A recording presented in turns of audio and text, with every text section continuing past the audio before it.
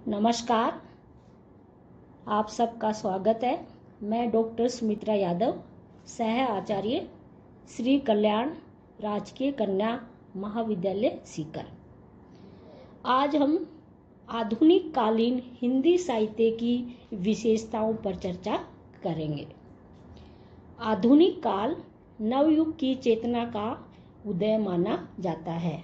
हिंदी के प्रसिद्ध आलोचक आचार्य रामचंद्र शुक्ल ने हिंदी साहित्य के आधुनिक काल का आरंभ संवत 1900 से अब तक माना है। उन्होंने हिंदी के आधुनिक काल को 3 भागों में बांटा है। नंबर 1 भारतेंदु युग, दूसरा द्विवेदी युग और तीसरा छायावादी युग। कुछ विद्वानों ने इसे पूर्व छायायुग युग कहा है और दूसरा छायावाद युग, तीसरा उत्तर छायावाद युग के नाम से अभिहित किया है। अब हम आधुनिक कालीन हिंदी साहित्य की विशेषताओं पर प्रकाश डालेंगे। नंबर 1 पद्य के साथ गद्य का विकास। आधुनिक काल के साहित्य में पद्य के साथ गद्य का विकास हुआ है। गद्य का आविर्भाव और बहुमुखी विकास इस युग की प्रमुख विशेषता है। इसी कारण आलोचकों ने आधुनिक काल को गद्य काल का नामकरण दिया है। गद्य के माध्यम से मानव हृदय की भावनाओं का विविध रूप से विकास हुआ। आधुनिक काल में गद्य साहित्य के विविध रूप ये है। कौन कौन से हैं? नाटक, उपन्यास, कहानी, निबंध, समालोचना, एकाकी, जीवन चरित्र और गद्य काव्य इत्यादि। दूसरा, खड़ी बोली का साहित्य क्षेत्र में एकाधिकार। आधुनिक काल की दूसरी विशेषता भाषा में परिवर्तन, क्योंकि गद्य के लिए खड़ी बोली ही उपयुक्त भाषा थी। धीरे धीरे वर्तमान युग में यह खड़ी बोली हिंदी राष्ट्रभाषा ही हो गई है और उसका वैज्ञानिक विकास हो रहा है। तीसरी विशेषता है राष्ट्रीय भावना का विकास। आधुनिक काल की तीसरी विशेषता है राष्ट्रीय भावना का विकास होना। राजनीतिक चेतना इस युग की प्रमुख घटना रही है। इसी राजनीतिक चेतना के फलस्वरूप राजभक्ति, देशभक्ति, भारत के अतीत गौरव का गान, उसकी शोचनीय दशा पर विलाप, इसके साथ साथ साहित्य में नवीन राष्ट्रीयता का उदय हुआ। हिंदू मुस्लिम एकता भी राष्ट्रीय भावना का एक रूप बना। इसमें हरिजन, मजदूर, किसान वर्ग के महत्व का वर्णन मिलता है। इससे राष्ट्रीय एकता के सूत्र मिलते हैं। अब हमारा चौथा नंबर है सामाजिक क्षेत्र में नवयुग की चेतना अर्थात मानवतावाद। आधुनिक काल की चौथी विशेषता है साहित्य में नवयुग की चेतना से अन्य रूपों का विकास, जैसे मानव का स्वरूप, सामाजिक अवस्था इत्यादि। अब साहित्य का साध्य उच्च वर्ग नहीं रह गया और साहित्य जनवाणी होकर यथार्थ की भूमिका पर विकसित हो रहा है। यहीं पर मार्क्सवादी विचारधारा का जन्म हुआ।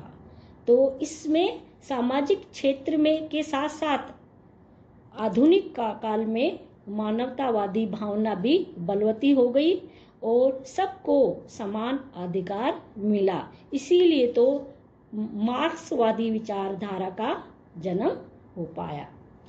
नंबर 5 शैली के क्षेत्र में जन शैली का विकास।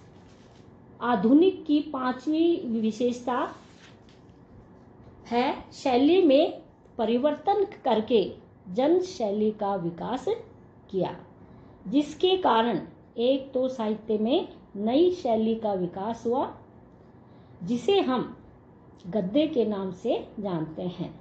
दूसरे, पद्य की शैली में विविधमुखी परिवर्तन हुआ। शैली का रूप छायावाद और रहस्यवाद के मिश्रण से उत्पन्न कोमल कांत पदावली है। मार्क्सवाद से प्रभावित जनवादी विचारधारा प्रकट करने के लिए सरल और अलंकार रहित शैली का प्रयोग किया गया। नंबर 6, साहित्य की सभी विधाओं में वादों की भरमार। हिंदी साहित्य के इतिहास के अन्य कालों की अपेक्षा आधुनिक काल में वादों की भरमार रही है और वादों में प्रमुख इस प्रकार हैं, जैसे छायावाद, प्रगतिवाद, प्रयोगवाद, अभिव्यंजनावाद, अभिजात्यवाद, पलायनवाद और हालावाद इत्यादि है। इसी वादों के कारण आधुनिक काल हिंदी साहित्य के इतिहास में अपना विशिष्ट स्थान रखता है। नंबर 7, हिंदी साहित्य पर आंग्ल प्रभाव। हिंदी साहित्य पर आंग्ल प्रभाव बड़ा व्यापक और बहुमुखी है। अंग्रेजी शिक्षा के विकास के साथ हमारा पाश्चात्य साहित्य से संपर्क बढ़ा। यह प्रभाव भाव पक्ष और कला पक्ष दोनों पर ही पड़ा। भाव पक्ष के रूप में इसका प्रभाव गद्य साहित्य पर पड़ा। गद्य के विविध रूपों का विकास पाश्चात्य साहित्य में हुआ। काव्य के रूप और शैली पर भी इसका प्रभाव पड़ा है।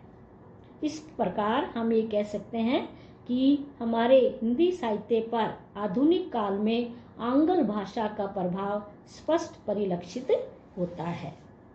नंबर 8 है सामान्य जीवन के विषयों का व्यापक वर्णन। आधुनिक काल में साधारण विषयों पर भी कवियों ने रचना की है, जैसे विधवा विवाह, बुढ़ापा, विधि विडंबना, जगत, गोरक्षा, माता का स्नेह, सपूत, बातचीत, भिखारी, मील का भोंपू, धोबियों का नाच, कुकुर मुत्ता, रेल का इंजन इत्यादि।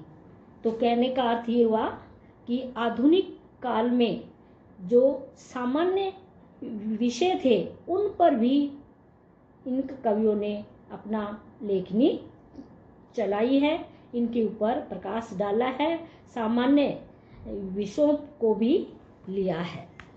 नंबर अब है अंतिम है प्राकृतिक सौंदर्य। 9 नंबर, आधुनिक साहित्य की सबसे बड़ी विशेषता है प्राकृतिक सौंदर्य का मधुर रूप से अंकन करना। अंकन माने वर्णन करना। भारत तेंदु से ही प्राकृतिक सौंदर्य का वर्णन होता रहा है। उन्होंने इसके स्वतंत्र आलंबन रूप का वर्णन किया है। दूसरे उत्थान में भी देश प्रेम के वर्णन में प्राकृतिक सौंदर्य के स्वतंत्र काव्य हमें प्राप्त होते हैं, जिनमें रहस्यवादी पुट भी मिलता है। छायावादी काल में इसके उग्र और सौम्य दोनों प्रकार के चित्र मिलते हैं और रहस्यवादी भावनाओं को व्यक्त करने का माध्यम बनकर आते हैं। छायावादी कवियों ने प्रकृति के सौंदर्य का मानवीकरण भी किया है। वर्तमान युग में भी इसके साधारण रूपों में सौंदर्य वर्णन की प्रवृत्ति परिलक्षित होती है। तो इस प्रकार आधुनिक काल में प्राकृतिक सौंदर्य का बहुत ही सुंदर वर्णन हुआ है। तो इस प्रकार हम निष्कर्ष रूप से कह सकते हैं कि हिंदी साहित्य का आधुनिक काल बहुत विशाल है और विविधमुखी विकास की व्यंजना करता है। धन्यवाद।